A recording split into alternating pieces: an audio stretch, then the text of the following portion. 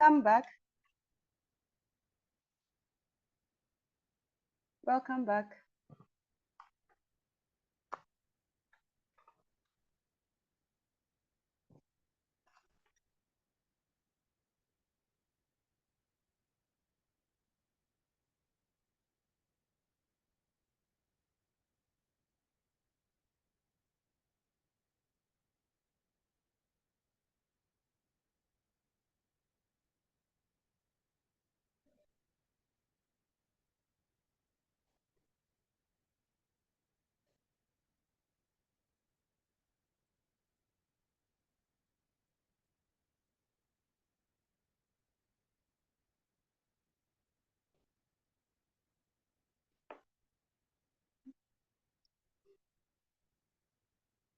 Hello, can you hear me?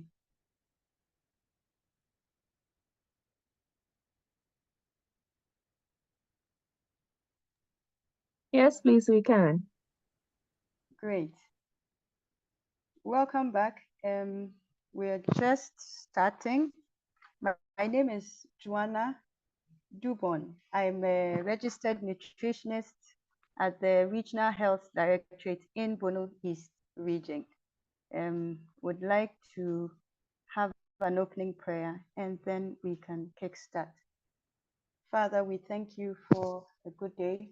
We pray that as we go through the talk today, you grant us grace to go through and to be able to discuss to improve our health and the health of others. In Jesus' name, amen. So our main aim for today is to create a public awareness, as we have seen over the past weeks on our GAN month awareness creation. The aim for our today's talk is to increase awareness in renal diseases, as we are recording lots and lots of renal diseases in the country and across the world. Would like to invite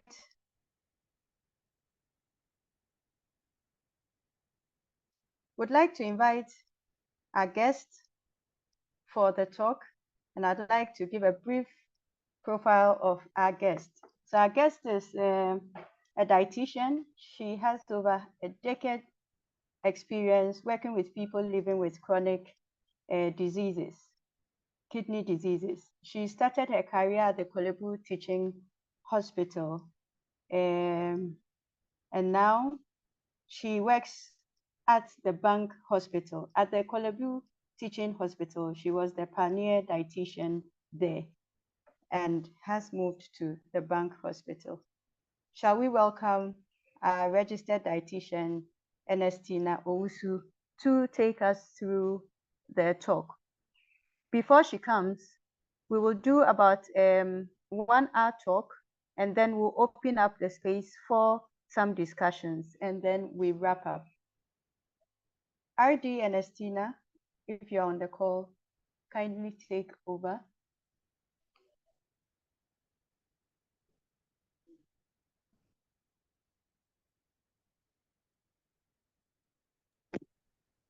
Yeah, all right. Thank you so much.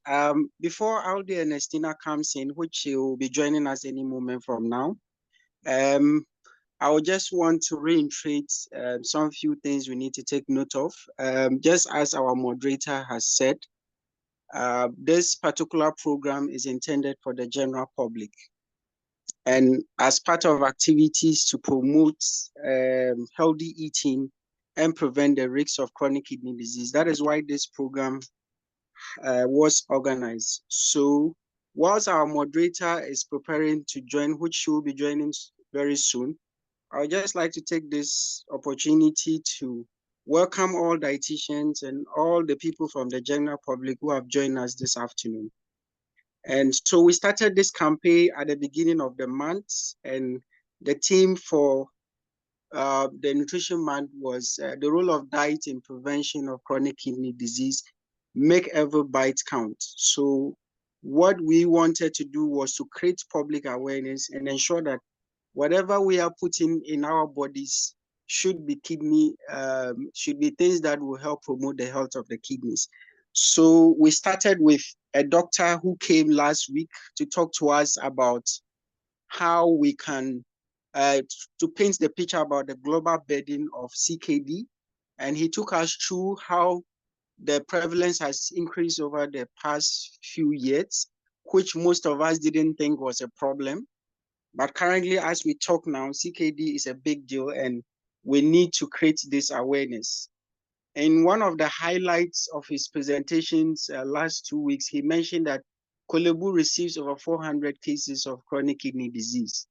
And this is of concern because we have other centers that are also managing cases with CKD. So if Kolebu alone is recording 400 cases, it tells you about the number of cases we are receiving as a country as far as chronic kidney disease is concerned. And so he also with CKD, even the psychological fear and trauma alone can even cause you to lose your life, because you are here thinking about the cost and how much you are going to incur in terms of the management. And so because of the cost of dialysis, many people are unable to afford the care. So if you don't have plans for dialysis, or if you can't have long-term dialysis or transplant, you are going to end up, losing your life. And so we believe that prevention is the ultimate. So the focus is how we can aid to prevent. Resource person has joined us now. So I would like to bring the summary of what we had from the previous week and hand it over to Aldi and Estina. Aldi and Estina, you're welcome. Thank you.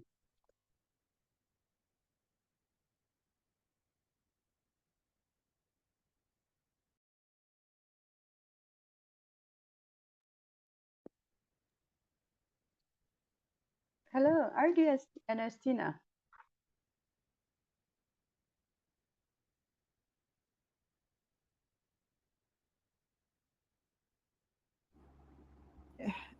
Yeah, hello, can you hear me?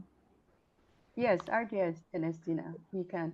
Okay, Kindly I'm go so on. sorry. I was having some network challenges, and I'm happy that at least now you can hear me. Okay. Yes. So the topic I was given was the role of diet in preventing chronic kidney disease and trying to increase our understanding of nutritional strategies for kidney health, maintaining good kidney health. Okay, so like our RD Max explained that last week we had an in-depth explanation of what kidney disease is, and the situation, current situation in Ghana, and why it is important that we all take it very seriously. So today I will try to tackle continue with where he left off. He did tackle some parts of the nutrition last week. So a little bit more on how we can eat well to prevent kidney disease. Okay. So the presentation will tackle the role of diet in CKD prevention, and also tackle influences of diet on kidney health, nutritional strategies to prevent kidney disease, and diet kidney relationship and the dietary recommendations. Please, I hope everybody can hear me. Yes, RD and Estina. Okay. Kindly go Okay. on. Thank you. Okay. So this is just a quick recap of what RD Max and the previous presenter from last week said. So we know that kidney disease is a long-term condition with gradual loss of kidney function. And we say somebody has chronic kidney disease when they have had the kidney disease for more than 3 months, sorry. Okay. And it is important because the prevalence worldwide has gone up and it affects millions of people. Its prevalence increases with increasing age, that we can't do much about.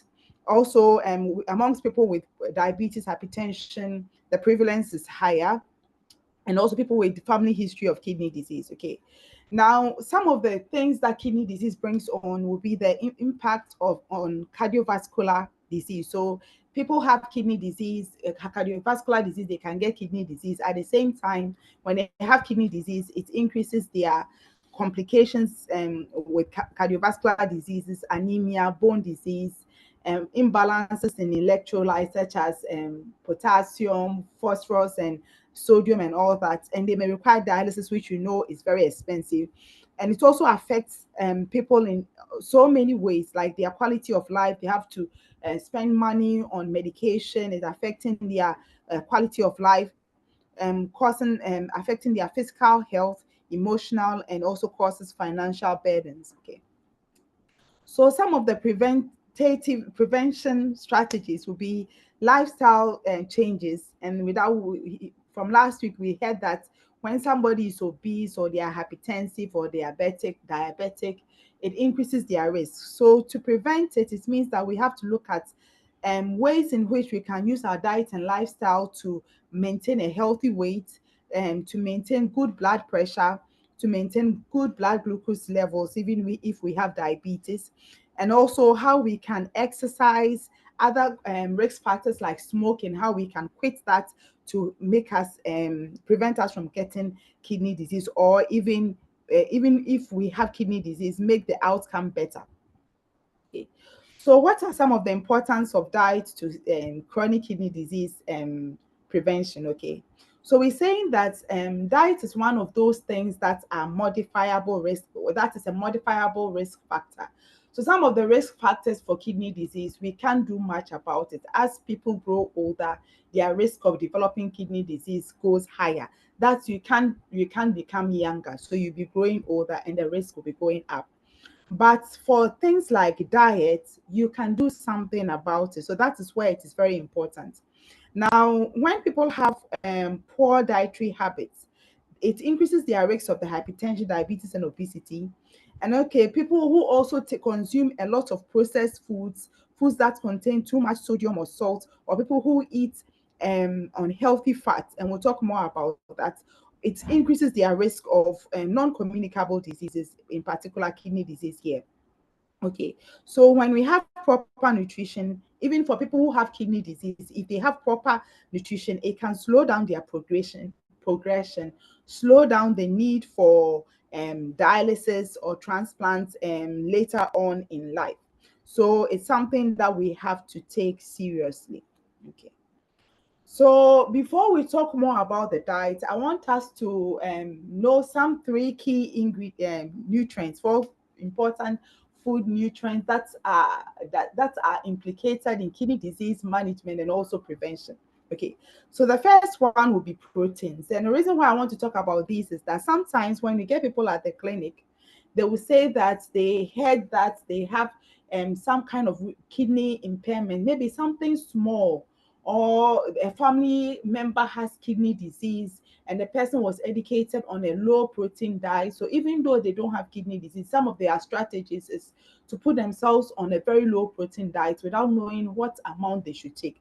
So protein is something that is very important to us, and we'll talk more about protein. But when we talk about kidney disease, when you go online and you see the diet for kidney disease, it may be a low protein diet, but that's not the diet plan for somebody trying to prevent kidney disease. So don't intentionally put yourself on a low protein diet without consulting a nutritionist or a dietitian about it. It may not be necessary for you. Now, for everybody, we have the amount of protein that we should take.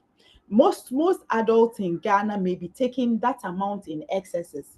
So when you come to see the dietitian because of risk factors for kidney disease, they may reduce your protein intake. That does not mean that they have put you on a low protein diet. That may be because you were taking it in excesses and they have brought you back to the normal portion. Now, for healthy people without any kidney disease, a diet that contains adequate protein is ideal. If you go a little bit on the excesses, it may not cause a problem. But if you have risk factor for kidney disease, or if you already have some kind of renal impairment, or you're hypertensive or diabetic, excessive intake of protein can also increase your risk of kidney disease. So it's important that we know how much we should take. The other important nutrient will be mineral, that's sodium. So sodium is something that is in our that also forms part of our diet. and it's something our body needs. Now, if you take excessive amount of sodium, it can lead to fluid retention. It can cause fluid to build up, your blood volume to go up, making your heart work harder. It can also affect how the elasticity of your blood, your arteries, where the blood flows. It can make it stiffen. It can make it squeeze itself to become smaller, constrictive, so that your heart has to work harder to pump blood and make your blood pressure go up. Sodium is found in the salt we eat. It's also found in the monosodium glutamate that is used for most of the artificial spices. Sodium is also found in some of the processed foods we buy.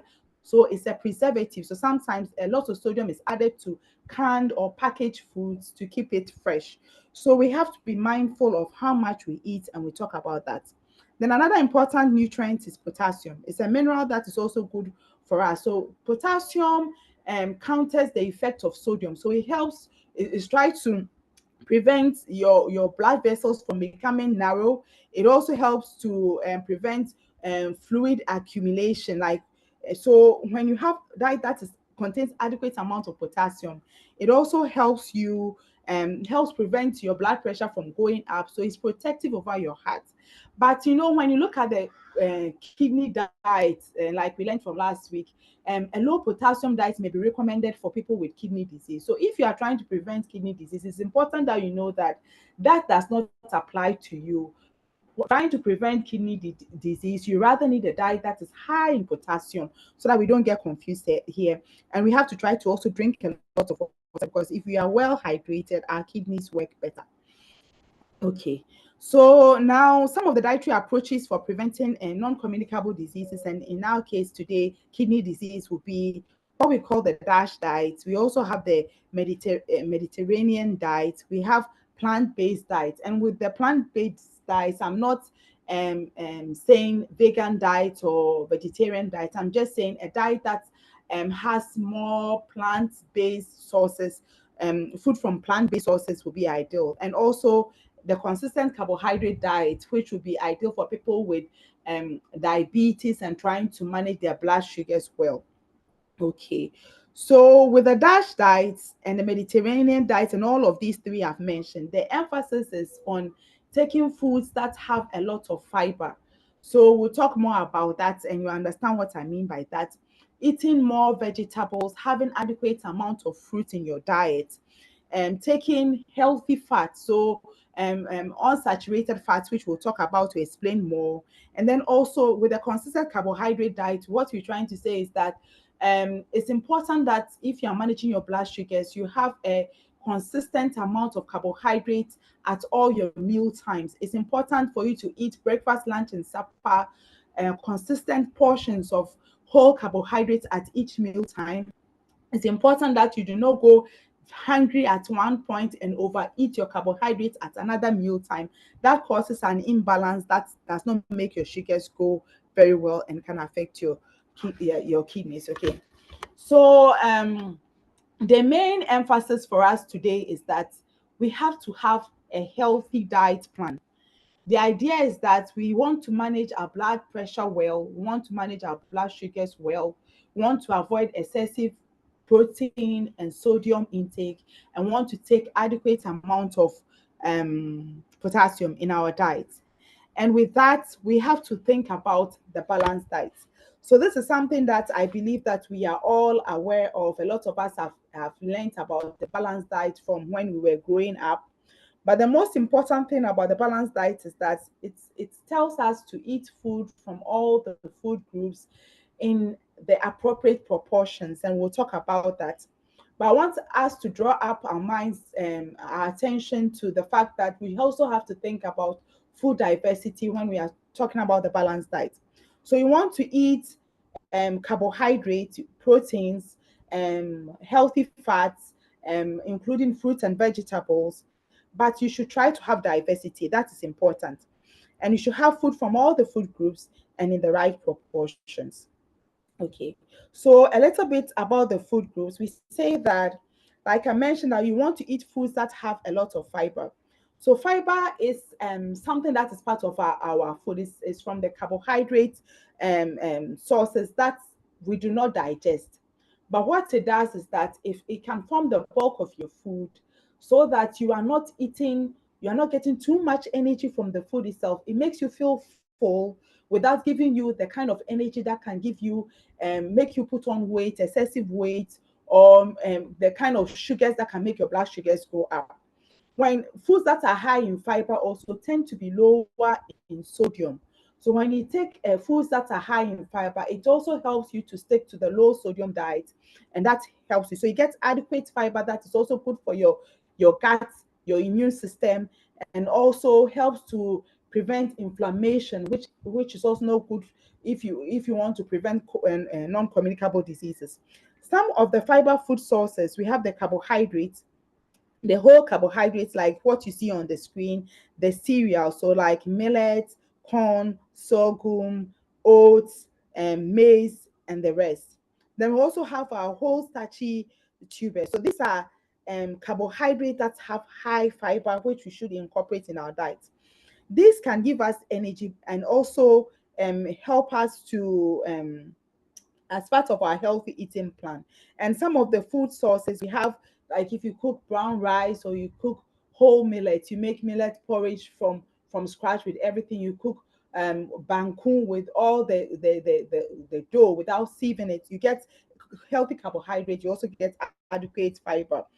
Bread can be high in sodium. So we also have to be mindful, even though we are talking about whole carbohydrates, even if you are taking whole wheat bread, you have to be mindful that it is not very, very salty.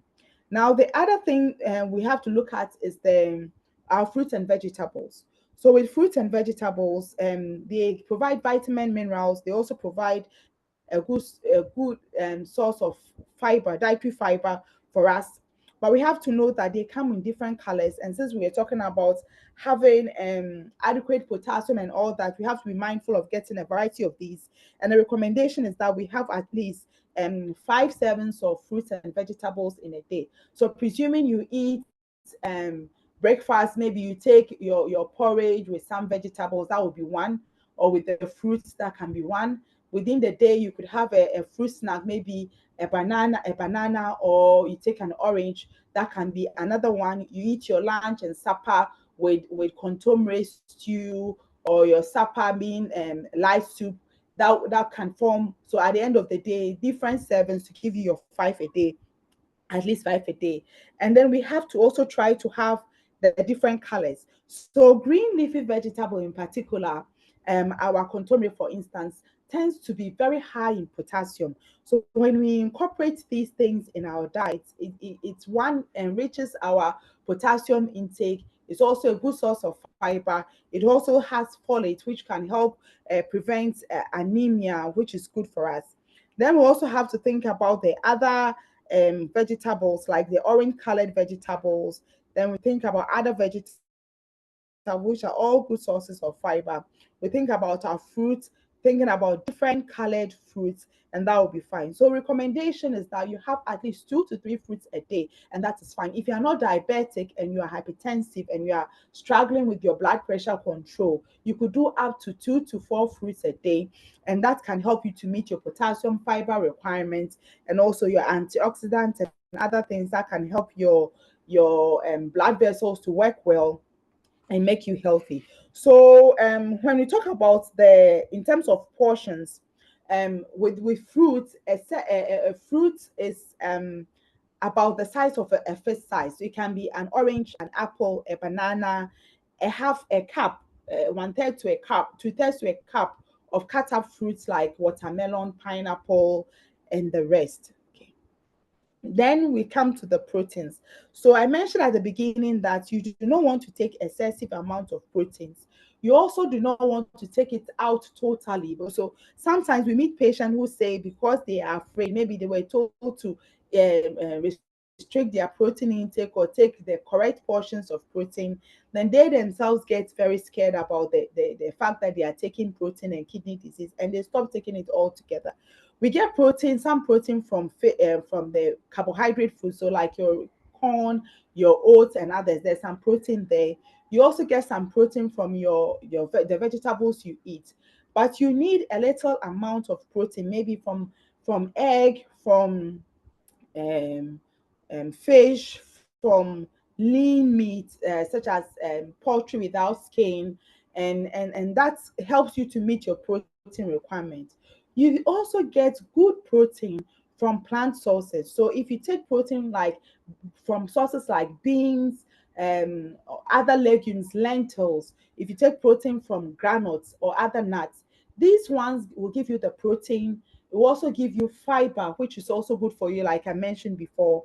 And it will also not include the bad fats that can clog your arteries and give you elevated cholesterol and give you kidney disease. If you remember from last week, you learned that if your cholesterol is high to it can increase your risk for kidney disease. So if when you take more plant-based food, so plant proteins, you reduce your risk of your cholesterol going up, and that means you are making yourself more healthy. So these are some pictures of some plant-based proteins. So we have beans of all kinds, nuts of all kinds, lentils, which are also very good for us. And these are examples of the lean animal-based proteins that we can also include in our diet in the correct proportions. And we'll talk about proportions. Okay. Then we'll talk about milk. So milk and milk alternatives, okay? So these can also be a good source of carbohydrates and proteins for you. They can be a source of calcium in your diet as well. And calcium is also essential in managing your blood pressure as well. Now, the milk from animal sources like cow milk or goat milk, which is mostly available in Ghana, can also contain a lot of fats that can contribute to your cholesterol going up. Now, for milk from plant sources like the milk from like almond milk, soya milk, oat milk, will not contribute to saturated fats that can make your cholesterol go up. So it is important that when we think about milk, we do not only look at animal-based sources, but we incorporate some of these plant source-based sources in our diet.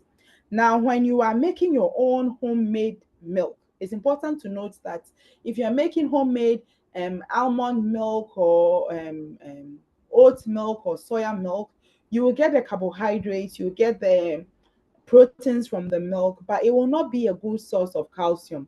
So you have to incorporate in your diet other sources of calcium, like dark green leafy vegetables, like fish or shellfishes and other things, or talk to your dietitian or nutritionist about supplementing calcium, because if your main source of calcium is homemade milk, it will not be a rich source of calcium to meet your calcium requirement. But these can be part of our diet to make it healthy. But you have to try to ensure that you do not take foods that contain a lot of sugar. And we'll talk a little bit about sugar before we conclude.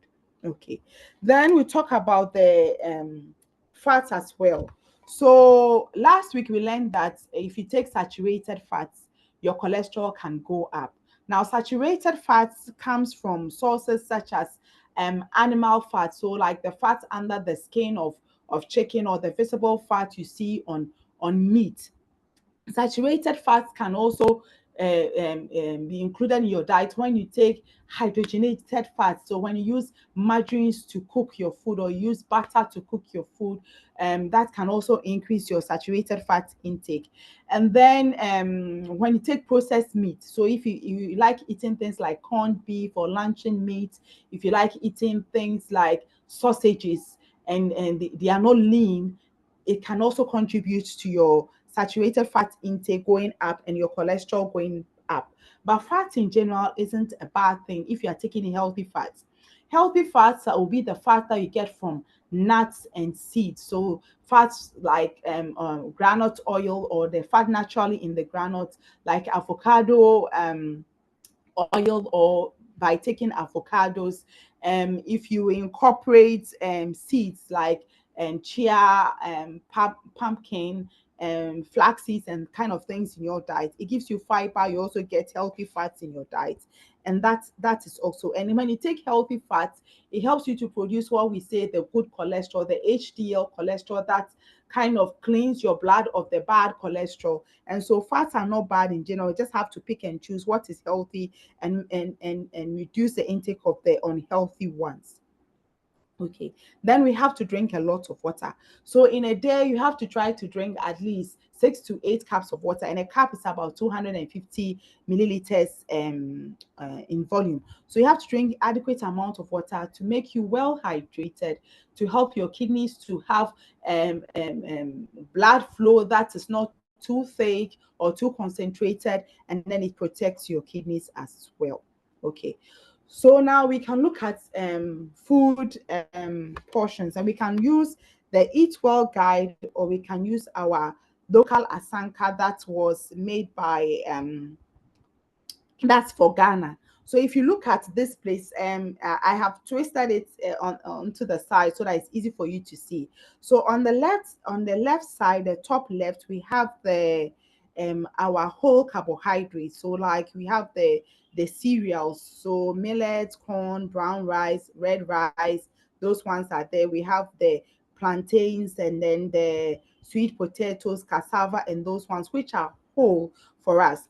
And then at the bottom, we see our plant protein. So we have beans and the others that I mentioned. Then we have our lean animal proteins also there. Then you have your vegetables, and then you have your fruit. So the idea is that in a day, the foods that you eat, about 1/4 of your plate should be the starchy carbohydrates, but choose the whole ones. And then the other quarter will be your plant proteins, and then your lean animal proteins. Then half of your plate should be your vegetables, and then your fruit. Okay, so it means that it is not very healthy when we serve ourselves a big bowl of rice, or if you take a big pack of takeaway pack of rice, and then the vegetable that comes with it is just like a 1/4 cup, that small cup that comes with it. That is not eating vegetable. When we say increase your vegetable intake to get fiber and the potassium and the low sodium that will benefit your kidneys, preventing kidney disease, we mean that as you look at your plate, at least half of your plate should be fruits and vegetables. And then you include your healthy fats, you try to stay well hydrated, and that way you are protecting yourself. The other thing we have to watch out for is buying foods that are packaged. So remember I said that when food is being processed, like packaged in cans or in packages, so that it doesn't spoil, they add preservatives. Some of the preservatives it's sodium. One preservative is sodium. So when you are buying packaged foods, you have to look at the labels. You have to always buy what has less salt, less sugar, less saturated fats, and then also less sodium. So it may be written as salt or sodium, so less of that. Okay, the numbers are there, but even if you don't remember what the number is, you have to, when you are buying from the store, you see that they will display maybe all the rice on this section, all the oats on this section, all the whatever it is you're buying on that section. Go through the aisle, see what is there, pick the one that is low in salt, low in sodium, and that way you are trying to prevent excessive intake, low in saturated fats, and that helps to protect your body. Okay, so we can also talk about planning. So you may know what to eat, you may know what is healthy, but you may buy the things and you may stay in your locker until they get rotten. You don't even get time to eat it. So it's important that we try to plan our food intake so that we have we make healthy food selections. The first thing is that you have to buy the healthy food product we have talked about. So when you go to the supermarket, the first thing you go for is to look for the vegetables. So that really helps. If you go buying the meat and other packaged things first, you may end up at the end of your shopping with not having enough money to buy, or enough room to buy vegetables or healthy food. So you aim first for the healthy ones. So you go for your vegetables, you go for your fruits. After that, you go for your whole carbohydrates. You buy those ones. Then you think about your healthy fats and you plan it like that. Another important thing to note too is that when you are going to shop at the supermarket, you shouldn't go hungry. Research has shown that when you are buying hungry, you tend to buy unhealthy things. So the hunger drives the intake of processed things, things that are quick to eat. So you try to also buy those things. So you go, you eat well, you go to the market, you select healthy things, and that will help you. And you try to plan your diet. Okay. Some tips to help you plan to eat healthy food or make healthy meals is try to cook your food, some of the foods in bulk. So some of our foods like our stews and things can be cooked in bulk. Then you should try to incorporate the intake of fruits and vegetables. And that can be done if you prepare these before eating time. Sometimes, we buy oranges and it can be in the bucket for a long time and they'll go rotten. But I'm saying you have to eat fruits and vegetables at least 2 to 4 times in a day. So it means that you have to prep them ready to eat, and that can encourage you to eat it. So you wash your vegetables, those that can be eaten whole, you wash, you put them down. Those that need to be cut, like the pineapple or watermelons, you can cut them up into clean containers, store them in the fridge in small packs that you can have at a time, so that when you are hungry and you open your fridge, you are not going for soft drink. But when you're hungry, you open your fridge, there's pineapples already cut, and that encourages you to take what is healthy and incorporate that in your diet.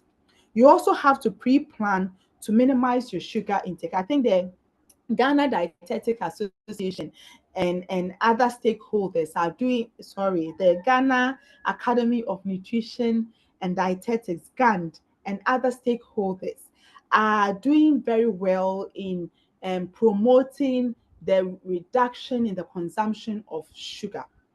So that is very important. If you do all your healthy eating things and you are drinking a lot of soft drinks and you are taking a lot of juices, it can still affect your blood sugars. So we have to try to minimize our sugar intake. For one, I would say don't buy these soft drinks and put in the fridge. If for an occasion you go somewhere and you have to drink a little, that may be an occasion that may not be in excesses. But if you are buying them and putting them down, it encourages you to take them, or you are teaching your children to also become addicted to these, and that these are not healthy habits. What we need is consistent food intake, a portion of your carbohydrates, breakfast, lunch, and supper, drinking a lot of water to keep us hydrated, and we're reducing our thirst and our desire for sugar sweetened things. So we should try to cut these down. And we can also buy foods in season, seasonal foods, and then store them so that it reduces our cost, it helps with our budget, and it also encourages us to eat healthy meals. Okay. Some barriers that some clients or patients will say that is not making them eat well will be that they don't have time, that unhealthy food is more convenient, it's more available, and that sometimes some people will say when they are stressed up, they feel like eating some particular unhealthy things. Okay, we can reduce these problems by prepping the food. So, like I said, dedicate a time in the week where you buy your things, you prepare them for the week or for 2 weeks in advance, and it will encourage you to eat well.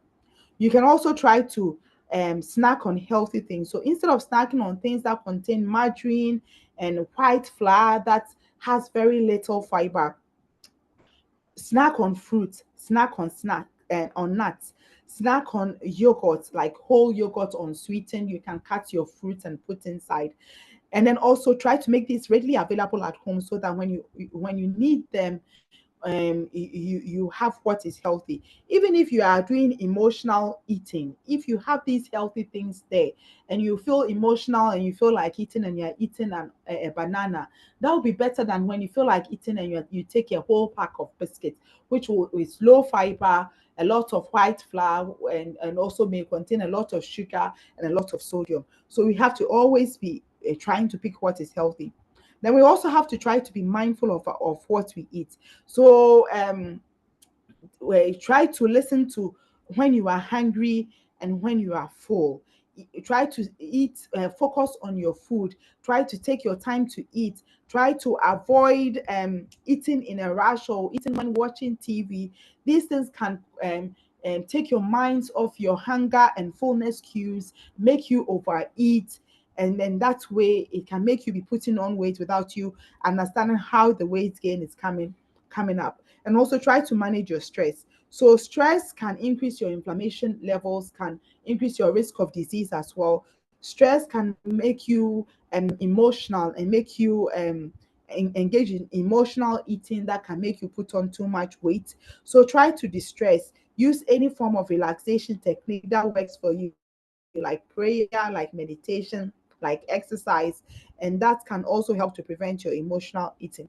And then seek support. So sometimes we have to work in groups. If you know you are trying to lose weight, you have a friend who is also trying to lose weight, you work together, you encourage yourself, you share what you are eating. You go shopping together to buy the healthy things, and little you share recipe ideas, little things like that. Seeking support, contacting your nutritionist or dietitian for guidance on what to eat and what not to eat, that is tailored specifically for you, can help you also to eat well. And then some of the general things that we can do. So we talked about maintaining a healthy weight. So if you are already overweight or obese and you now want to be healthy, you want to do what is right, what we say works well for people is for you to aim for gradual sustainable weight loss. So gradual sustainable weight loss means don't try to do a crash diet to lose weight. Don't try to lose the weight that you use some 5 6 years to gain, or a year to gain, to lose it in a month. Gradual weight loss means that you try to eat regularly. You try to be mindful of what you are eating. You pack your plate like what we saw. At least half of your plate is your vegetable and fruit, your whole carbohydrate. You minimize the amount of fat you put in your food, because the energy from your food that makes you put on weight comes from your carbohydrates, excessive fat in the diet, and excessive protein in your food. So when you prepare food, try not to make oil run around your stews. It means you're adding too much fat to your diet. So minimize your fat intake or oil use, and use some cooking techniques like grilling, baking, steaming that does not involve the need for adding added oil or added fat, because naturally the corn has fat, the potato has some natural fat, the fish has fat. So you really do not need to add a lot of oil or fat to your cooking. It's just preference from what we have come to become adapted to. But you can add natural fats like a little bit of nut here, a little bit of avocado, without adding excess fat. And then also try to eat regularly. So when we say, sometimes when people say they want to lose weight, what they do is that they may say, I want to lose weight, so I won't eat breakfast. I'll wait and eat my lunch at 3 o'clock, then I eat supper. And then what happens is that you may become very hungry, and then you may overeat your next meal, and then you have spoiled everything, and then you put on.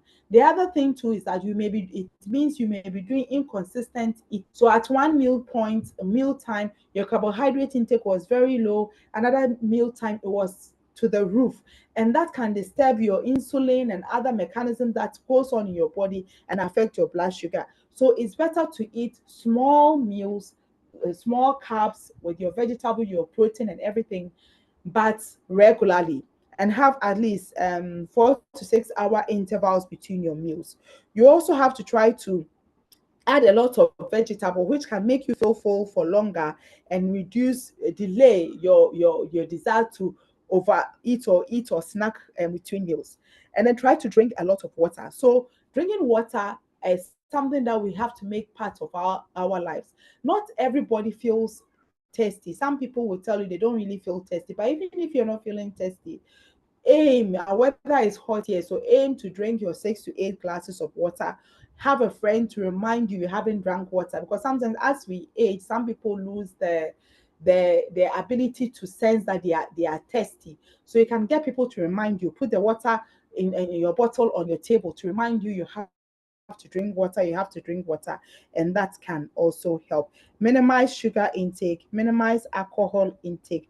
In particular, for those who take alcohol and with added herbs, that you don't know what it is. I remember last week we learned that some herbal products can be toxic to your kidneys and can lead to kidney disease. So if you are buying any concoction or any herbal product or any alcoholic thing that is bitters, that contains herbs that you do not know what it is, you should know that you are increasing your risk, because even if something happens, you don't even know what exactly you are taking. So we should be mindful, especially the bitters and things that we drink, which may not be very healthy for us.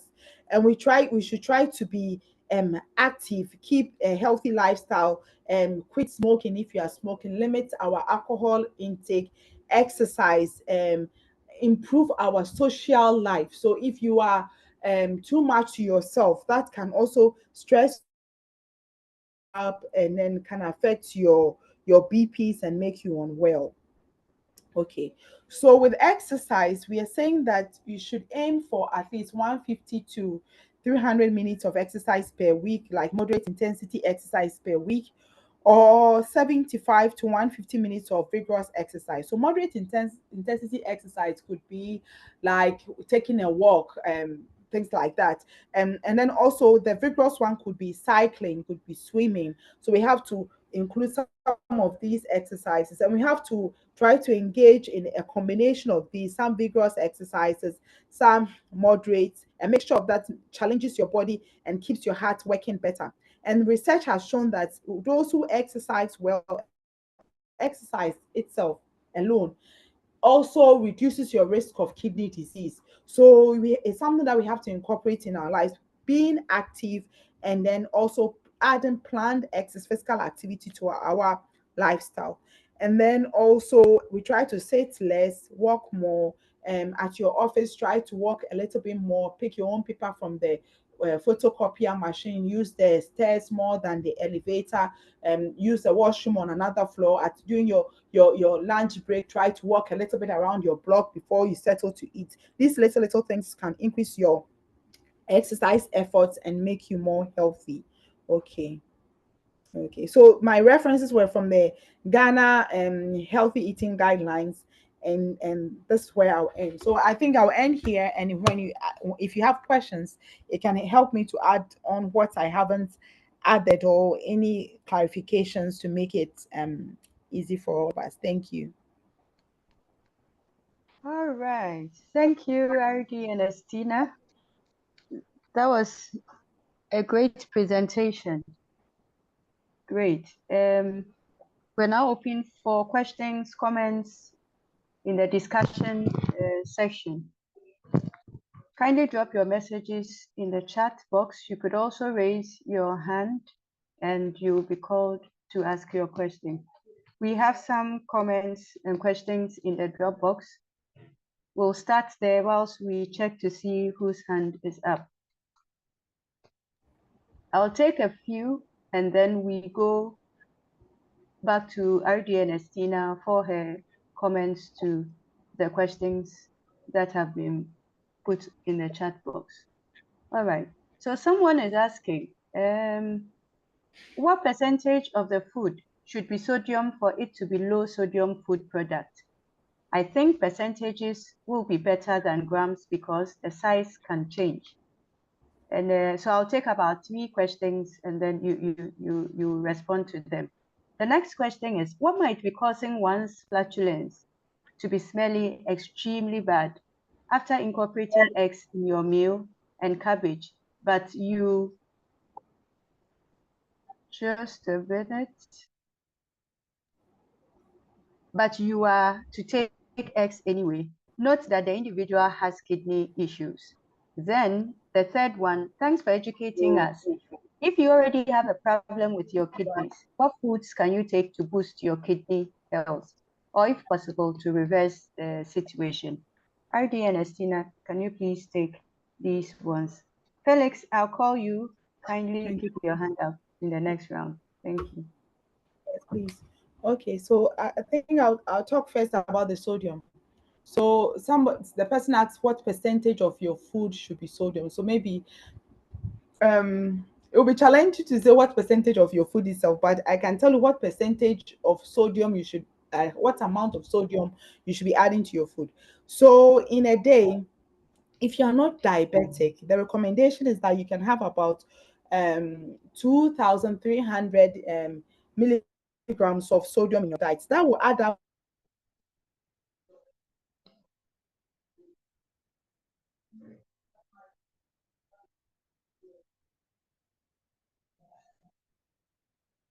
salt, that is all, that includes the salt that is already in the,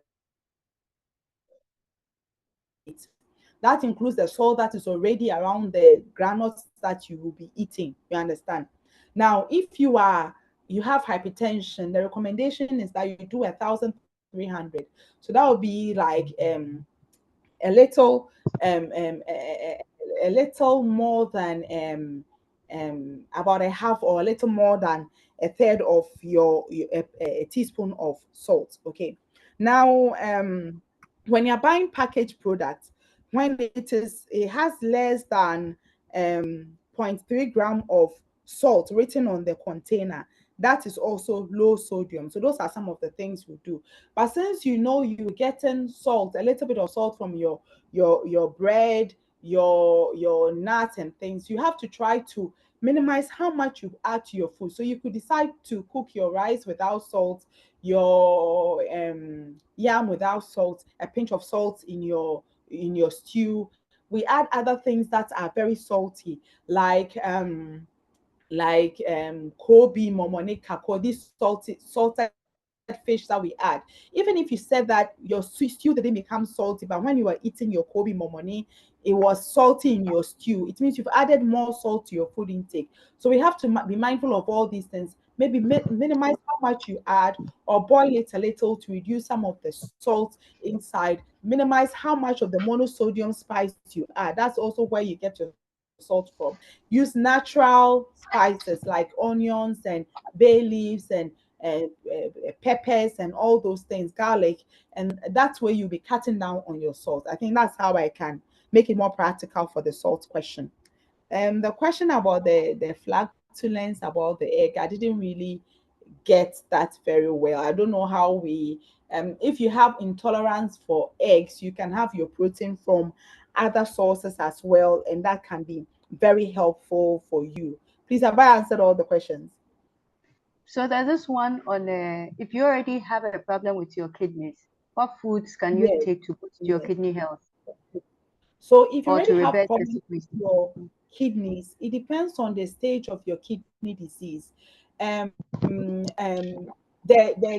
diet for people with kidney disease varies according to all the stages. If you are early stage kidney disease, let's say stage one or stage two, what I have talked about now will still apply to you. You are trying to prevent, if it's your hypertension that you are not managing well, you are trying to make it better. If it's diabetes you have, you want to take foods, the whole carbohydrates, be consistent with your portion of carbohydrates, eating more vegetables. So it still applies to you.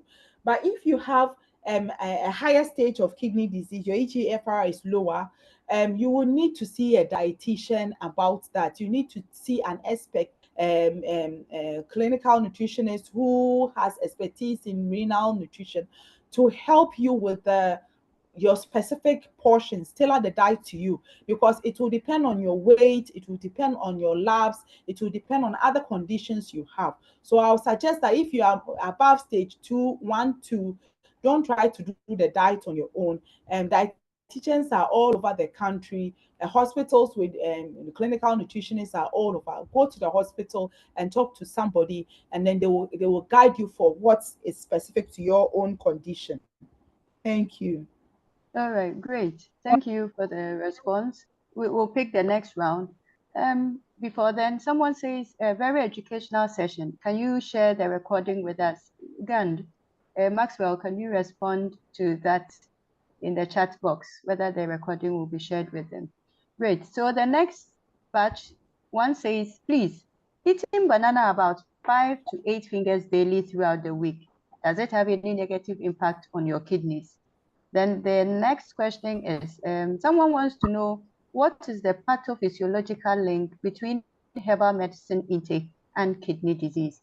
And there's a follow-up to the, herbal medicine issue. Someone said that it's a great question. A relative of mine kept taking local herbal medicines to treat malaria and ended up developing liver and kidney problems. So can we take this round? Okay. So I think that about the herbal medication, right? Yes. Yeah. Okay, I'll start with the herbal medication. Okay. So the link between, so it's not just herbal medication. I think within the week, one of our dietitians had a presentation on a TV station to talk about this. So it's not just herbal medication. No, in medication, there can be toxins. Even in orthodox medication, sometimes there are things inside that can affect your liver and your kidneys. So there's a prescription that a doctor will write for you and tell you that take this quantity or number of tablets or this amount quantity of the medication. That's those quantities are given you because they have factored in the toxins that are inside and the active ingredient that can heal your condition so that you do not take too much of the medication for the toxins inside to cause you harm. Now, if you are taking herbal medication from a prescribed source and they know what it is, they will also know the toxin that is in the herbal medication you are taking that is toxic to your kidneys, and they can guide you how much of the herbal medication you should take. That will not be a problem. Some of the herbs too, naturally, they contain things that will damage something called nephrons that are inside your kidneys. The thing that does the work of the kidney itself, the thing that strains the kidney of the waste product, and it goes to damage it itself. So if you are buying the herbal medicine by yourself from the street, from a herbalist who doesn't know about prescription and dosages and anything, you may take too much of the herbal medication. That will mean you are taking too much of the toxin that will go and cause harm to your kidneys. If you are taking it from somebody who is not a trained herbalist to prescriber, you may be getting herbal medication that is known to actually damage kidneys and then the liver. The specific pathophysiology for all the different types of herbs may be different. But since you are not a herbalist, I'm not a herbalist, you have to speak to the people who know what to do and they can guide you. So you don't just go drinking, they say drink a gallon, you're hypertensive. They go and they give you a drink a gallon of something. You don't even know what it is. They don't tell you how much of what it is. You just keep drinking and keep drinking, you may be damaging your kidney. So that's all I would say about, that's what I can say about the herbal medication. Be mindful where you get it from. Be mindful who is preparing it for you, whether or not they know what they are doing, and then so that you do not make your condition worse. But sometimes we say that food is medicine. Even healthy eating, eating the vegetables, eating the whole carbohydrate, eating those things can cure your disease. You may, I mean, not like can make you healthy enough to prevent disease, so that you do not need to take any medication or herbal medication to cure you. So we should just try to eat well. Okay. All right, great. There's this bit on the banana, 5 to 8 fingers of Yes. banana throughout the week. So fruits are good for us, but everything we eat has to be in moderation. So like plantains are carbohydrates. They are fruits, but they are still carbohydrates. So, like I said, that your carbohydrate intake should be consistent. You shouldn't eat too much at a time, too little at a time. You should have to take consistent amounts regularly. For fruit, what we say is that the major reason why we take the fruit will be for fiber, for antioxidants, for minerals. Okay. When you take too much fruit at a time, you also get too much carbohydrate because fruits contain carbohydrates. It won't give you too much mineral at a time because if you take too much bananas, your potassium levels will go very high. If you are not a kidney patient, your kidneys work very well. Your kidney will try to correct the problem. It will flush out all the excess potassium because it will realize that there's too much potassium in your blood. It will clear all the potassium for you. So you won't get too much potassium, but what you get is too much carbohydrate, which can make you put on weight. So the best way to take your fruit is to take your fruit one fruit at a time, spread it throughout the day. So if you want to take bananas, you can do banana mid-morning, banana later on in the day. Try another fruit. Remember, I said it's better to have diversity. So when you eat only bananas, you miss out the nutrient that is in watermelon because of the red color. It has another antioxidants more. So try to have variety and have smaller portions but spread out throughout the day, and that will make you more healthy. All right, great. We move to our next batch. Felix, you had your hand up. We have lost you. Kindly raise your hand if you have some questions or drop your questions in the chat box. I'd like to acknowledge Prof. Polai and Madam Ruby Asa, Chief Dietitian, Ghana Health Service. They are on the call. Towards the end, would ask for some comments from you. So kindly stay with us. Thank you. Back to the questions. Someone is asking what your take is on the popular online diets such as the keto diet. And there's a question also that says, please, can chewing moringa leaves reduce the risk of kidney disease? And then a third one, a patient who has several NCDs such as diabetes, hypertension, stroke, and kidney failure, how can this be tackled? Over to you, dietitian. So, yeah. So I think the first one is the keto diet. Okay. Yeah. So the keto diet is a type of diet that focuses on more fat intake. So the idea is for you to take a lot of fat so that your body shifts from relying on glucose for energy and rather shift to ketones for energy. And that way you tend to burn body fats in the process as well, and then you lose weight. Okay. If the keto diet is done well and well guided, it can achieve the results of weight loss, because I presume that is the main reason why somebody would want to do that. The main purpose for keto diet, I should say, is for managing epileptic seizures. So the use of keto diet for weight loss is a by thing like that. People notice that the epileptic people who were on the diet were losing weight. Okay, so if people want to lose weight, they can also use the keto diet. Okay, so the thing is, if it's done well, it can help you to achieve your weight loss. But when you achieve your weight loss, you have to be weaned off the keto, and then you have to return to healthy eating plan. It is not healthy to do keto for life. One, because a diet that is very high in fat may make you also take high amounts of saturated fats, which could make your cholesterol go up. It may be difficult to stick to only healthy fats. And even some of the healthy fats, we say they are healthy fats, they have some amount of saturation. So if you take too much of even some of these healthy fats, it can make your saturated fat intake also go up. So if you do excessive fat intake for prolonged periods, your cholesterol level could go up. The other thing too is that it creates an imbalance in your energy intake, so that you may have adequate amounts of the fat soluble vitamins because you are eating a lot of fat, but you may be deficient of the water soluble vitamins. So it can create an imbalance. So if you're on the diet, it means that you have to be supplemented with water soluble vitamins as well to help you to meet your requirement. You understand? So what I would say is that if it is weight loss you want to do, you should see a professional, somebody who is trained, a nutritionist or a dietitian can help you with weight management. Now, they will know, even if it's keto diet you want to know, they will know how to do the keto diet for you. That will not cause an imbalance in your system to make you sick later on in life. And also they will make sure that your weight loss is not drastic, so that it can cause an imbalance again that can bring diabetes and other things along the way as well. So seek professional help. The online resources can guide you with recipes and things that you need to give you variety if that's what you want, but you should seek professional help so that you are sure you are taking the proportions that are appropriate for your own health, and then they weigh you off it when you have achieved your target weight, so that you can rely on healthy eating practice like we have discussed here, which is more sustainable. Thank you. All right, great. The And then the question other one,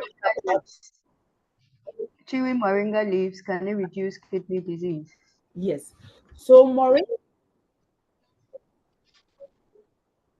okay. Can it reduce kidney disease?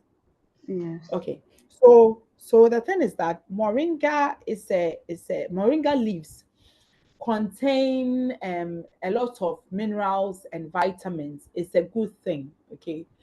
um in terms of the minerals that I said are important to kidney health, I mentioned potassium is one of them. If you take an adequate amount of potassium, it can relax your blood vessels, it can prevent counter the effect of fluid retention, and in that way makes your blood pressure better. If you take moringa leaves, it will give you adequate amount of the potassium. So it's a good supplement, like natural supplement that you can add to your diet. It can help to improve your blood pressure, which indirectly will improve your kidney disease. But I wouldn't say it directly cures your kidney disease. So there should be a balance. The small proportions of moringa at the early stages of kidney disease, like I said, stage one, stage two, healthy eating is okay. So if you're adding a little bit of moringa, that is fine. But if you have kidney disease, the doctor has told you to reduce your potassium intake. If you take moringa blends or too much moringa something, it will be too much potassium. It can take you to high potassium levels, hyperkalemia, and that can kill. So you need to talk to, if you really have kidney disease, don't do just go do moringa. Talk to a dietitian about it, talk to a nutritionist about it, get them to guide you how much of the moringa you can take, and that will be safe for you. And I think that can help you. All right. So a patient who has several NCDs such as diabetes, Mhm. hypertension, stroke, and kidney failure, how can this be tackled? So I would say it is important that you see a dietitian. I know when people are unwell, they are really happy, eager to see a doctor. But you get the nutrition education, a bit of nutrition education from the doctor. But if you see a dietitian or nutritionist, you'll be surprised the details in which they can go with you specifically for your condition and make you better. So I would say that you should try, go to the hospital, book an appointment, or after our presentation today, talk to the organizers. They can guide you, direct you to a dietitian or nutritionist who can sit with you and guide you, look at your labs, see how they can help you specifically to make you okay. Because if you have a lot of comorbidities, online education may not be enough to help you do the right thing. But I should still say that stick to whole carbohydrates, stick to eating adequate portions of vegetable, minimize your bad fat intake, take lean proteins, include beans and nuts in your diet, but see a professional for help. Great. Thank you, RD and Estina. Someone asked the question as a follow-up to the banana issue you talked about.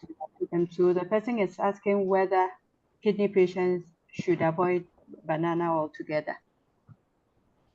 Okay, so for people with kidney disease, um, unrestricted potassium intake, a full banana may be for some of them too much banana at a time.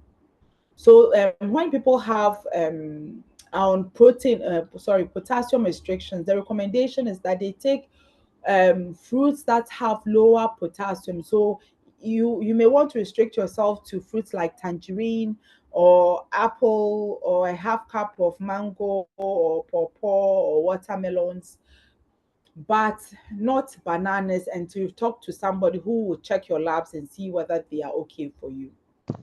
All right. Great. There's a question from Ernest. He's asking whether cooked vegetables are better than raw vegetables when eating. Mm. So I think it depends on how you are eating, but I think some research show that I think we absorb a little bit heated up vegetables better than when they are fresh. But you still get the benefits of the fiber, you still get the benefits of the low sodium content, whether or not it is cooked or it is fresh. if you are taking the vegetables in terms of specific vitamins, some of the vitamins becomes denatured when they are cooked. So for instance, if you are looking for vitamin C and you are eating fresh vegetables, that will be better than when it is cooked. But the general rule is that vegetables should not be overcooked. So you can toss it a little. You can also eat it as a salad, but have a good blend of these two, so that you get both benefits of the fiber and all the nutrients and all the mineral benefits as well. All right, thank you. So if you joined the call, after we gave an introduction, we're still celebrating the Ghana Academy of Nutrition and Dietetics National Nutrition Month, and our theme is the role of diet in preventing chronic kidney disease. We're making every bite count. Today, RD and Estina spoke to us on this theme, and we are discussing and asking questions and bringing in our comments. And so the question about other problems associated with diet, how about undernutrition and the possible remedies? Today we are talking about the role of diet in prevention of chronic kidney diseases. There may be a time we would go into other areas such as the undernourishment and the possible remedies. So let's move on with our batch of questions. Someone is asking, at what stage should a patient with kidney issues be referred to a dietitian or nutritionist? And there's a second one from the same person that says, how can their medications have effect on their diet plan? Okay. So I think if you have been told you have any kind of kidney disease, don't wait. Talk to the doctor immediately, even if it's stage one. The thing is that when you what diet does is it can delay progression of the kidney disease. So if you see a dietitian early or nutritionist early, you may delay your progression better than if you wait until you are a step to doing dialysis before seeing a dietitian. It really helps for those who seek the resources of a dietitian early. They will tell you the kind of benefits it gives them, and it will prevent you from later on regrets. Okay, so the medication is good. The dietitians are trained, they know how to deal with what medication you have, medication, food and medication interactions. They are schooled in all those things. So if you see them, they can guide you, they can help you. If you are stage one, they can delay the progression a lot for you. And that is better than if you come to them when you're already stage three. I mean, if you come later, there's the dietitian can help you manage your condition, make you comfortable, but it wouldn't be the best. But if you come early, I think that is the best. So immediately you are told you have any form of kidney something, tell the doctor, I want to see a dietitian or a nutritionist. That is when you need help. And I think that is, and even if you are not sick, I mean, it is okay. People will go and say they want to do medical checkup and they'll go and do their labs and be happy and go home. But you can just go and say, I want to see a dietitian, not because you are sick. We get a few people doing that, coming to just be sure what they are eating is okay. It will help to save your life. It will prevent a lot of things, and I think that will also work for you. All right, then a bit on the medication. How can their medications have an effect on their diet plan?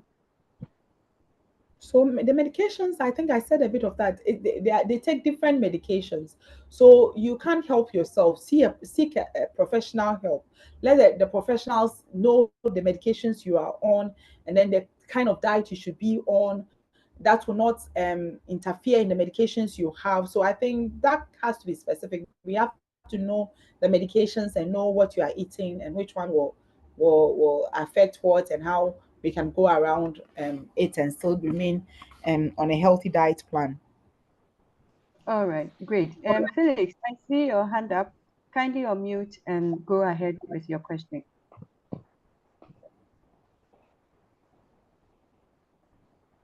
Hello, Felix.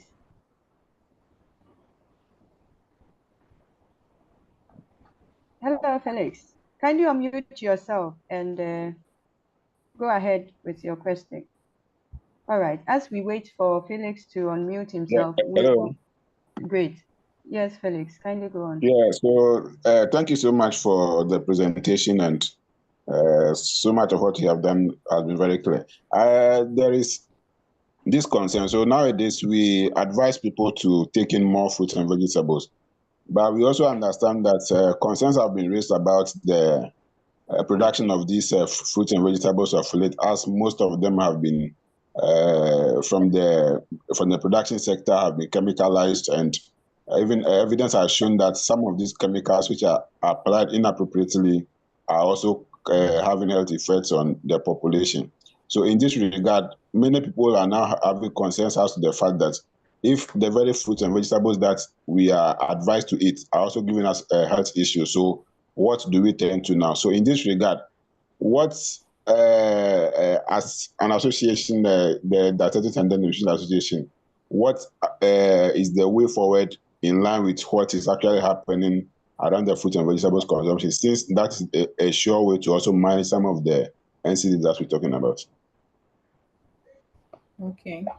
So in terms of what is happening, I know some of my senior colleagues are on the thing, and so they can talk more about what is happening. But for you, the consumer, I think as a dietitian, the kind of advice I can give you, the consumer, is first of all, try to purchase your fruit from a good source. Okay, know the farm, know the place you are getting your food from.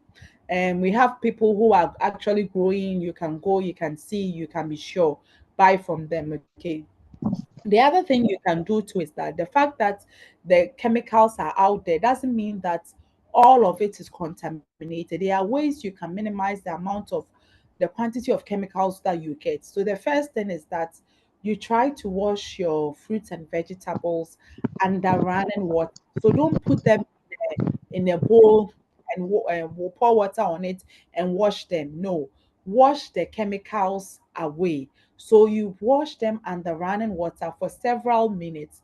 That way, even if the chemicals are there, you wash it off. They actually wash off. So research has been done to show that when you wash off, the contamination goes down. So you wash under running water to bring it down. So that is one thing. You could also look at taking vegetables and fruits that can be peeled. So when you peel it, it will minimize it a little, the contamination. So you wash it very well under running water, you peel them, and that can also help. And then in terms of policy and what is being done, I think my senior colleagues can answer better, but I would say go to a place where you know what they are producing, buy it yourself, and then you know it's from a good source. And then some of these places are there that are not expensive, and you can also grow your own, a little bit of contomere in your backyard, a little bit of tomatoes in your backyard. These are ways in which we can ensure that we are getting something that is wholesome. And so that's what I would say, but my colleagues will add up to what I've said. All right. Thank you. Thank you, RD and Estina. So someone is asking, how is their fluid requirements estimated to kidney patients? How do we estimate their fluid requirements? Okay.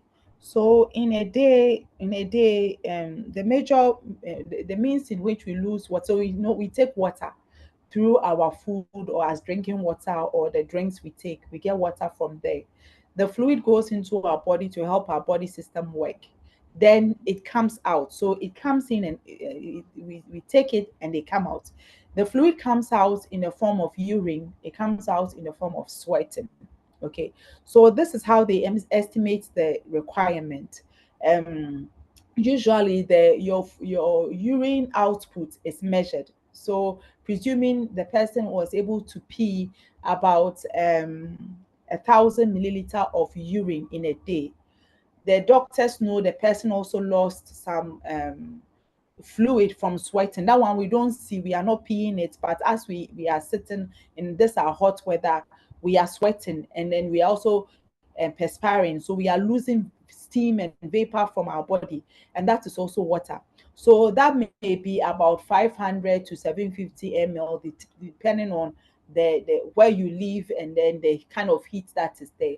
So your doctor or your dietitian will add that standard amount to the volume of your pee for in 24 hours, and then guide you and tell you that, so you're able to pee this amount plus this one, so you can drink this amount of water in a day. So that is how it is worked out. So if you have a kidney disease and you have been told to check your fluid, but nobody has told you specifically how much you should drink, measure your pee in 24 hours, so that when you go to see your doctor or dietitian, you can report that I was able to pee this volume in a day, and then they will guide you how much you should drink. All right, great. So in the chat box, for those of you asking for the recording, there are two links. A link to today's webinar on what we are discussing, and there's a link for last week's presentation also in the chat box. So you can kindly check and save those links to take you to the webinars. Great. Someone is asking that someone was asked a patient was asked to eat not to eat ayoyo. What could be the reason? I also don't know the reason. I don't know who asked the patient not to eat ayoyo. Ayoyo is a green leafy vegetable. So since I don't know the patient, I don't know who said what. I can't really tell. But if you feel you are concerned about not eating a ayoyo, you can see a dietitian and raise the concerns that you have, presuming that you didn't get that education from a dietitian and nutritionist, so that they can also like a second opinion to know whether you can eat ayoyo. But I don't see why, unless I know why I can't tell. Okay, so the one who asked the question on ayoyo, can you please give us some more details? Probably it would help RD and Estina give us some more comments on it. I see Gifty's hand up. Gifty Kosa, kindly unmute yourself and go ahead with your question.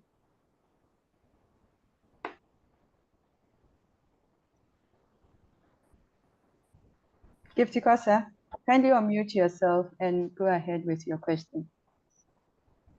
All right, as we wait for Gifty to unmute, someone is asking that, could you please take the fluid requirement estimates again?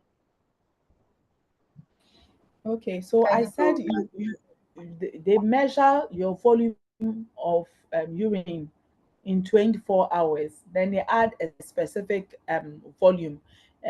Some of the textbooks will say 500, some will say 750, some depending on the temperature, like the weather from where the person is coming from, and that volume is added to the volume of fluid you pee, the urine you pee in 24 hours, and then they can estimate, they can tell you, so drink this amount, so like to create kind of a balance.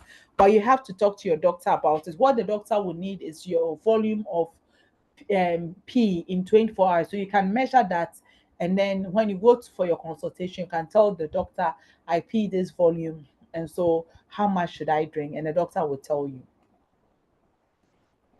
All right, great. There's a question around still the fluid intake. Someone says, I understand that an average person should take, on average, people should take about 2.5 to 3 liters of water a day.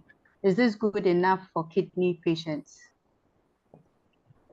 Okay, so on average, people should take about 2.7 to 3 liters a day. Okay, I mean, maybe 2.5 will be for younger people, but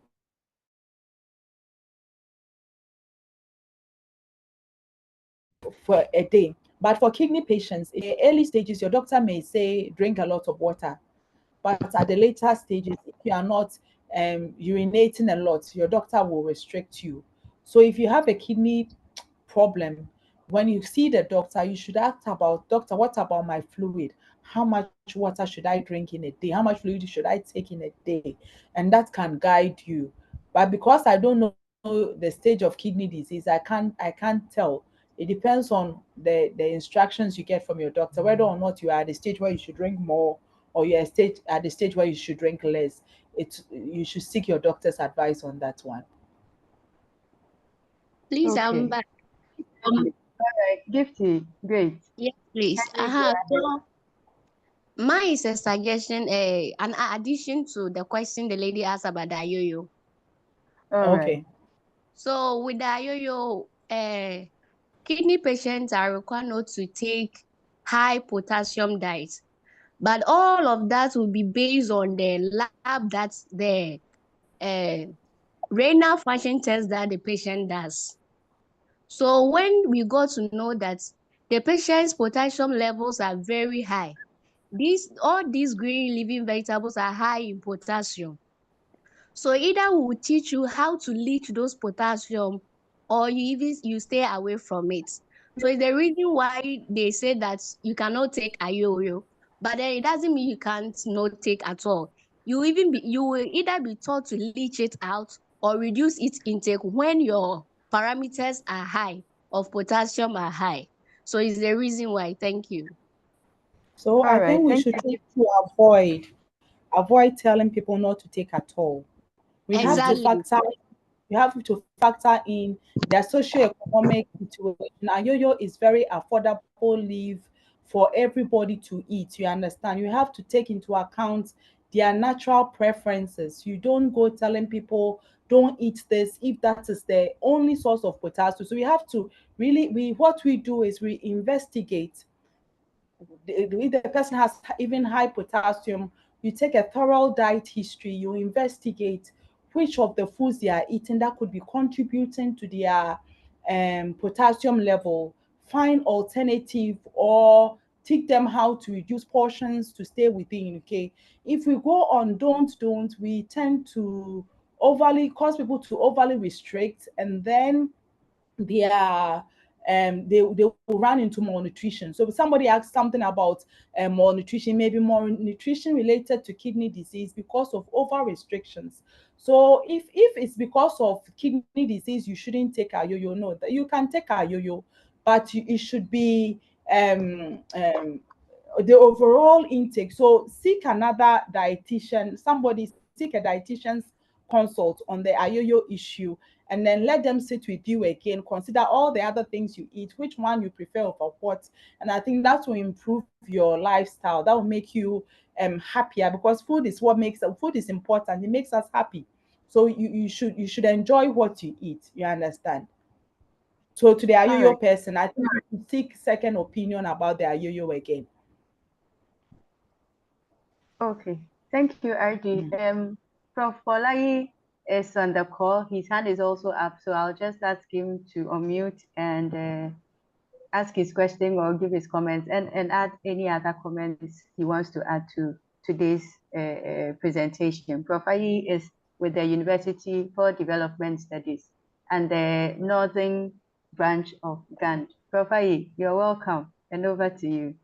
Okay, thank you very much, Madam Moderator. First of all, I want to commend RD Tina for the wonderful presentation. I mean, especially in fact, the response that she's giving so far are wonderful. I really enjoyed it. I enjoyed the presentation, and I'm also enjoying rebuttals to questions that have been asked. Just first of all, to add something to a statement she made earlier concerning what is being done on the policy front. I think we are aware of the sugar sweetened beverage thing that we did, fiscal policy, which has gone through. There are other things that are beginning to come to the fore. In other words, we're looking at things concerning policies that will help in labeling, in the way we identify certain foods.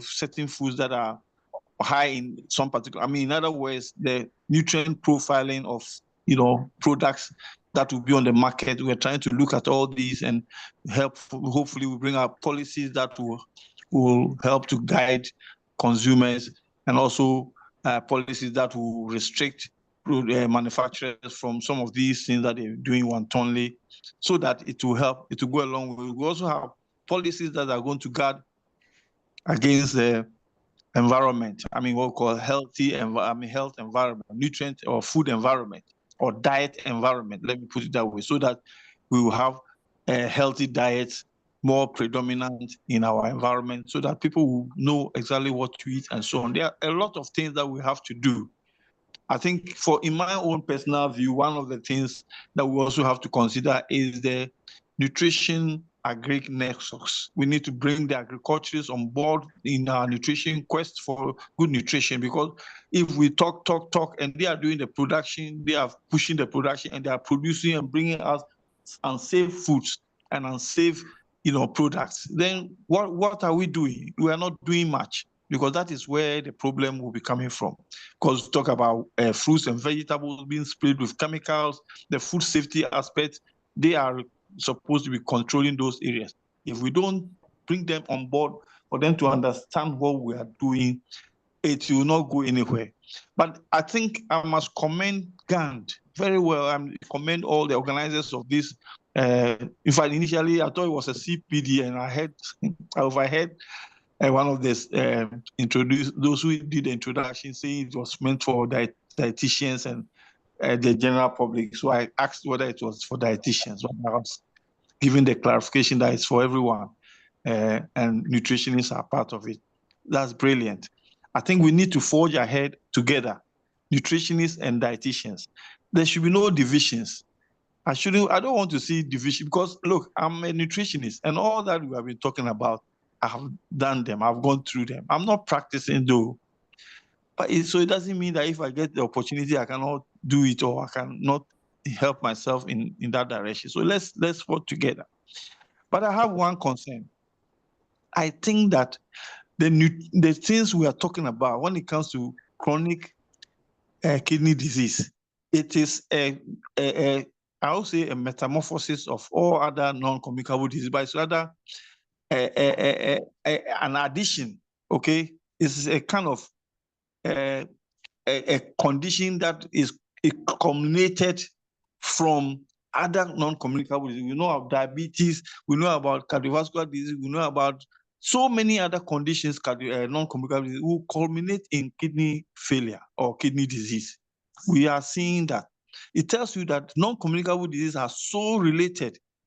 And if we are looking at the moment, we are just looking at kidney disease, chronic kidney disease, but we are mindful of the fact that if we don't look at diabetes very well, we don't look at cardiovascular disease very well, we don't look at respiratory infections and so on very well, it will end up in chronic kidney disease.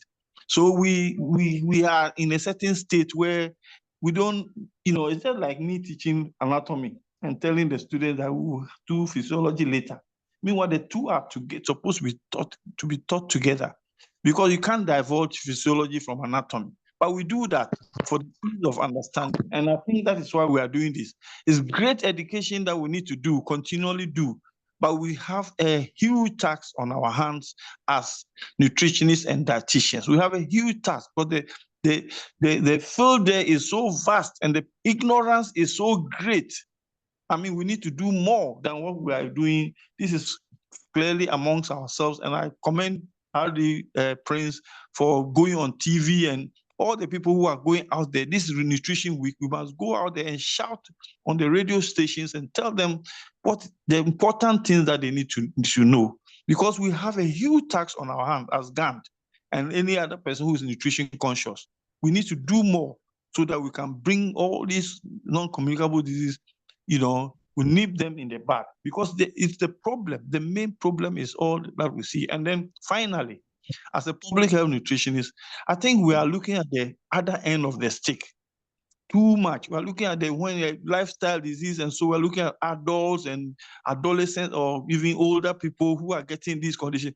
But where did they start from? Where did these conditions start from? I asked that question the last time, and I'm sure Dr. Mensah, he answered it very well. He was, in his whole presentation, he talked about the fact that we need to go back and look at where the maternal stages, in the mother's womb, in the first 1,000 days. If we don't concentrate on that, we will continue churning out people with kidney disease, irrespective of what we are doing. So let's look at this wide spectrum of interventions that we need to do so that we can curb this menace, because it's a big issue. I tell my students, if I get kidney problem, I'll go and sit at the mortuary and wait. It's a joke, but I mean, I just try to let them see the enormity of the situation if you have a kidney disease. Once again, let me say thank you very much, Auntie Tina, for the wonderful presentation. Thank you. Great, great. Thank you, Prof. Ayi, for the wonderful contributions and the comments you have shared with us. Madam Ruby Atta, Chief Dietitian, Ghana Health Service, kindly share your thoughts or comments with us if you have any. You can unmute and start anytime when you are ready. All right, I see Ziam's hand up. Ziam, kindly unmute yourself and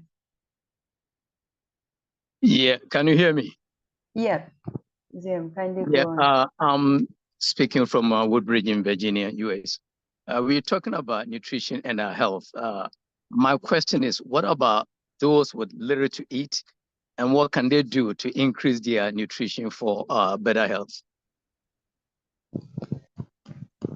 All right, over to you. Okay, so please, in terms of little to eat, you mean, I want to understand, is it that they are unable to eat well or they are unable to afford to eat well? Which one do you want? That is correct. You know, those with little money have very little Okay. to eat.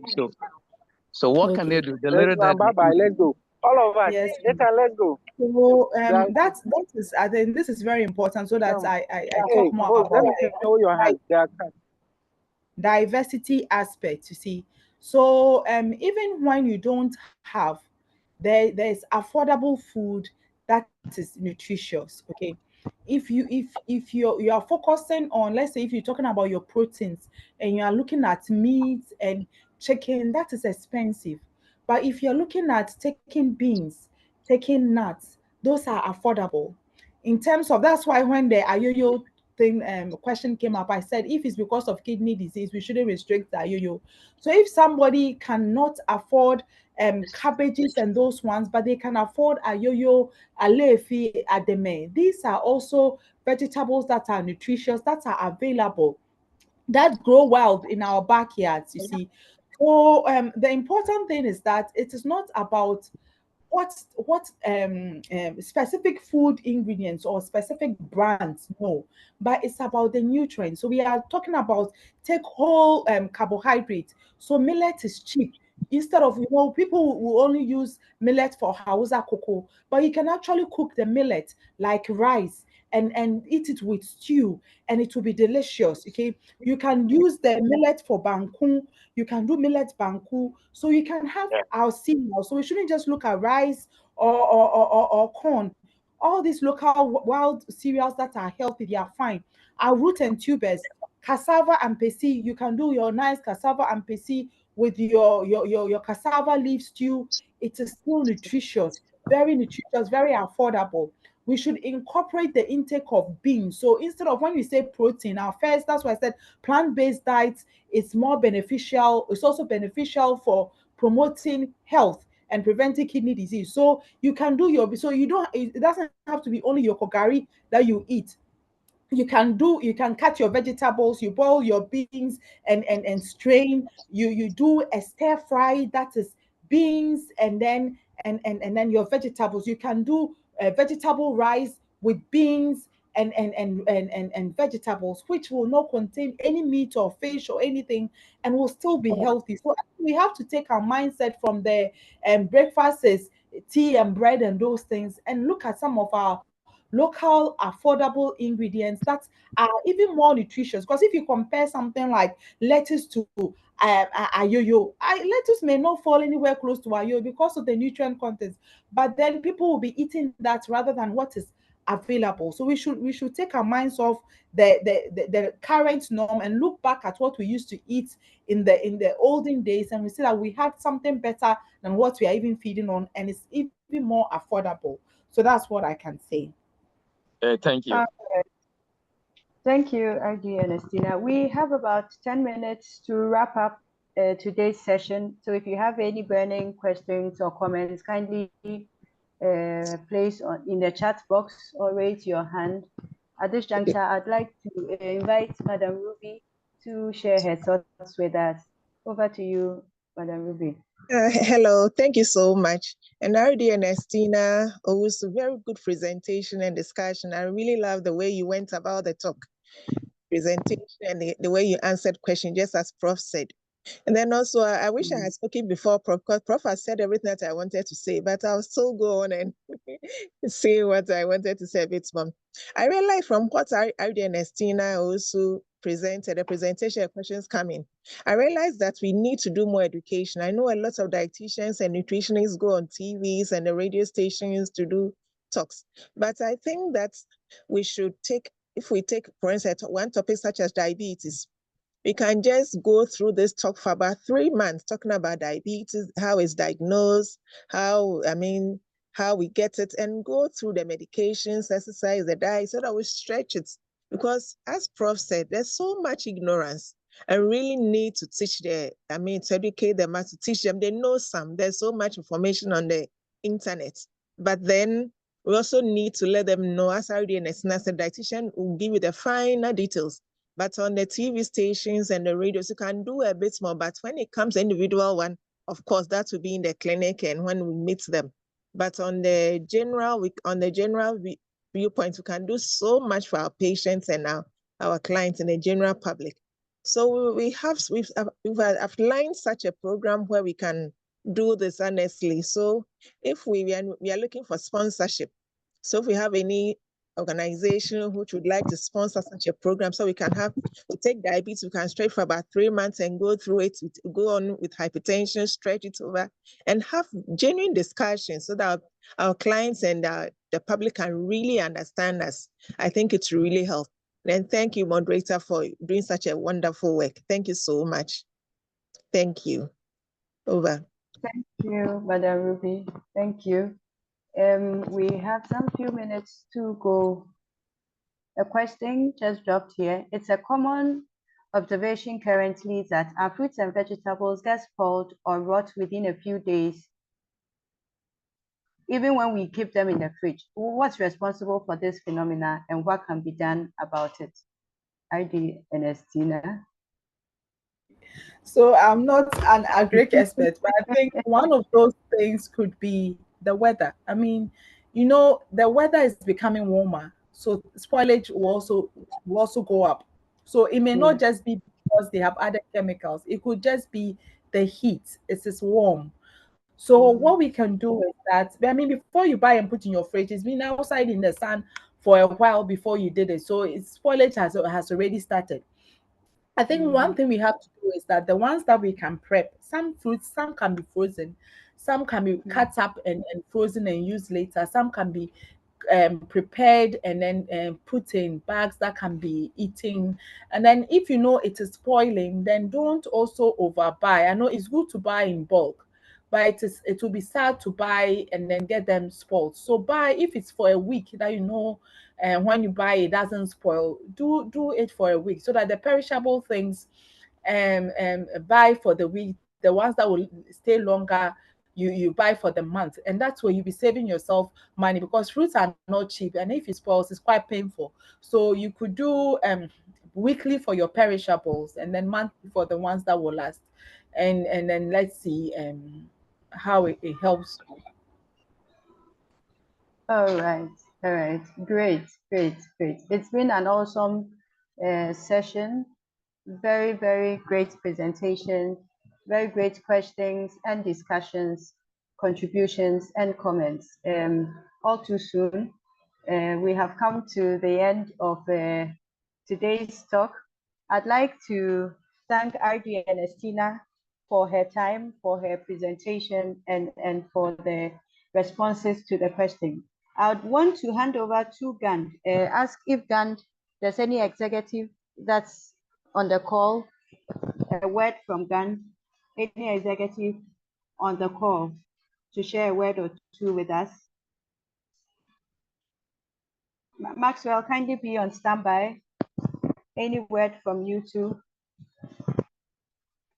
before we finally go off? All right, so let's keep the conversations going on. Let's keep the news going on, the discussions back in our offices, back in our homes, kindly contact Gand and ask your questions. When you watch the webinars and you have any questions, you can leave it there in the chat, and then we will continue next week. Next week, we will have another session as we have had today. So until we meet again, thank you very much for joining, and see you in our next webinar. Bye.